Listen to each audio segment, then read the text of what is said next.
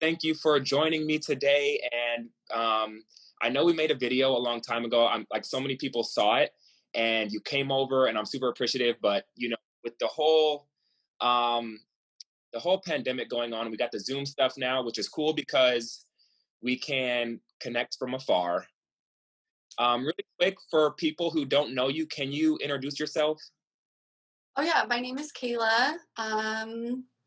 I am an endo warrior and I have two dogs. What else do you want to know? I live in the valley. Yeah, so I'm just 'cause, like, I was just reviewing your story, and I was thinking of like some questions I want to ask, but then I started thinking to myself like maybe I shouldn't review it because I want to pretend I don't know anything because there are so many people who don't know. Like when you say endo warrior, a lot of people don't even know what endometriosis is. So I always ask three questions, but as we talk, you are welcome to include whatever you want. But for the three questions, I say, what cause is important to you? Like I'm wearing yellow because that's I'm showing you support. I knew you would like that.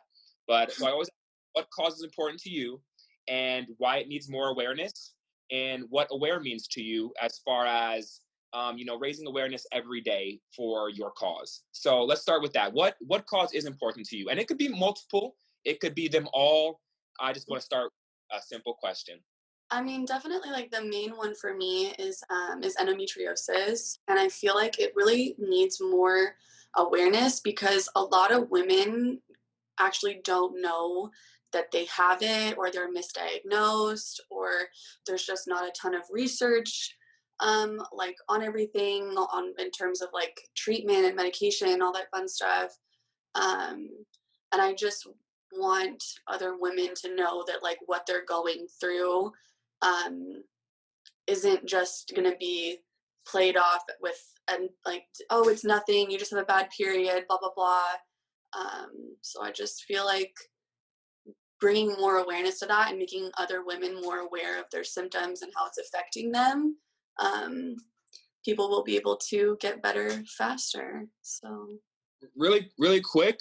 Can you just kind of like I was looking up endometriosis online, and for me it just didn't really make sense because I looked at like the medical terms. It was a little mhm. bit confusing. So like how would you describe endometriosis in like to like a 10-year-old? You know what I'm saying? Like to somebody who didn't really know too much about what it is.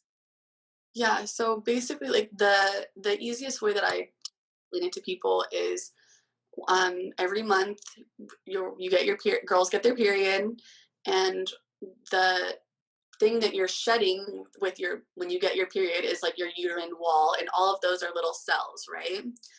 So those little cells will grow in other places in women that have endometriosis, and they can attach to. They basically make form these little like string-like fiber-like things, and they attach to other things like your ovaries or like other internal organs. They've been found in people's brain, like they um, And that and pain or does that hmm, cause pain? yeah, so that's the biggest thing that a lot of women go to the doctor for is having a really painful, heavy period.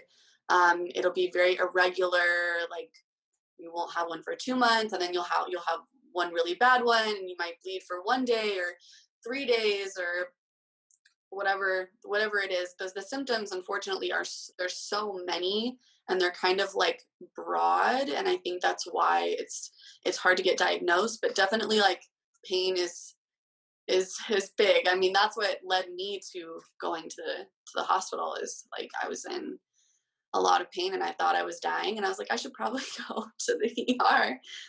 Yeah. But I yeah. I actually have met several girls with endometriosis. Like one of my friend's girlfriend has it, and I met you, and you had it. It's like I looked up some facts, and I found out that 1 in 10 women have endometriosis. So that's pretty common, right? Would you say that it's pretty common? Yeah, so I have a feeling that the numbers are a lot more than that. It might be more than 1 in 10 because, like I said, there's all these women that are misdiagnosed. Um, but it is shocking. It's that common that like if you're in a room of 10 people, which is not that many people, Right. and one found to have to have endo, like it's pretty crazy. Yeah. That is, I mean, 1 in 10 is pretty common. And the fact that we met and like you just have it and I know another person who have it. It's like just sporadically said that a lot of people are misdiagnosed. I've read several stories from other endo warriors, and it's taken them like 10 years or something to get diagnosed. So can you kind of tell me, like maybe how long it took you to get diagnosed and how you found out you had endo and like just kind of like a little bit more on your story about how you found out you got Yeah. endometriosis? So my story is a little unusual because I got diagnosed like relatively. Um, I went from having no symptoms at all, totally fine, normal periods every month. Like I was on birth control, so it's like that was even more regulating everything. Um, but I woke up one day and I was just I was in like level 10, like my insides are trying to get ripped out of my body kind of pain. Yeah, Um, so I went to the emergency room, and when I got checked in, they had a doctor come and look at me, and they did an ultrasound and all that stuff, and they were like, "There's nothing wrong with you. We're gonna send you like you. It's not your appendix. It's not this. It's not that. Like we're just gonna send you home with a like prescription for pain meds so that you can take if it happens again." And I was like, "What do you mean if this happens again?" And then sure enough, not even 24 hours later, I was back in the ER with the same pain, the same symptoms, everything.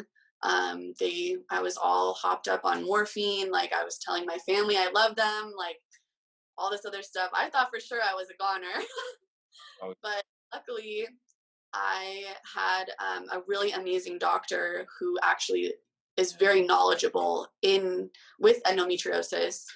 Was in the ER that morning when I was there, and he came to talk to me. He didn't know I had endo at the time, obviously, but he was like, "All right, we're gonna rush you to emergency surgery because I think there's a problem with one of your ovaries, and that's why you're in all this pain." And so I go to emergency surgery. And he gets in there and he's like, "Oh, like you have endometriosis, blah blah blah." Um, brings me into his office. Yeah, like he knew right away once he was like in. So we were in surgery and he opened me up and saw everything. So I know. geez. Um, yeah, so he brought me into his office. A couple days later, I had to get my stitches taken out, and he was like, "Oh, I wanted to tell you that you actually had chlamydia and it went untreated for so long and you probably didn't have any symptoms because it's very common to be asymptomatic, and that's what caused your endometriosis is because you had this infection that was kind of like running rampant through your body, um, and it just that's what happened because I have no family history, like no one in my family even knew what endometriosis was, so That's crazy. Like, so you just be so like an infection, basically just going untreated, not knowing it, not having yeah. any that caused the endometriosis. And Mhm. like crazy because how you said so many people are misdiagnosed with other symptoms. They could be saying it's A, B, and C when it could be endometriosis. So I get that's one way right there is to get it is to have an infection untreated like that. Yeah, and like I'm sure there are like genetic like components, like people that are more predisposed to having it, or like I know usually it's found in women that are a little older. So for me, because I was so young when I was diagnosed, that was also like pretty uncommon because it does take a long time to get diagnosed. Most women don't get diagnosed until later. Must have been because you had that good doctor. He just like boom right off. Knew it. Yeah, I honestly like I am so thankful that I went back. Like I trusted my gut. I went back to the emergency room and like he happened to be there because I think had he not have been there and I was with somebody else, like who knows what they would have thought, or they may have just sent me back home like the day before. So I was very lucky. So Very. do you take any medication or any like anything for endo? Like what are some Like, what are some things to make it like less painful? Like, do you do anything with your diet? Like, you know what I mean? What are some like what's some advice you can get for other people who may have some kind of super painful periods? They may not know it's endometriosis, but it could be endo. But like, what's some things you might do to kind of reduce the pain, I guess. Yeah, so because my case was a little unusual, my doctor had me on a hormone shot for about a year and a half, but and that's just to it lowers your estrogen to the point where you're basically like in menopause and you don't get a period and you don't ovulate, all that stuff.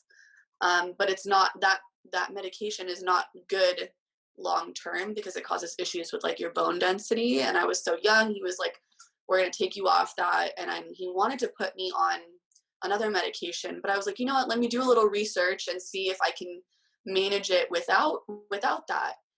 And a lot of the pain that I experience and a lot of other women experience is from inflammation, right?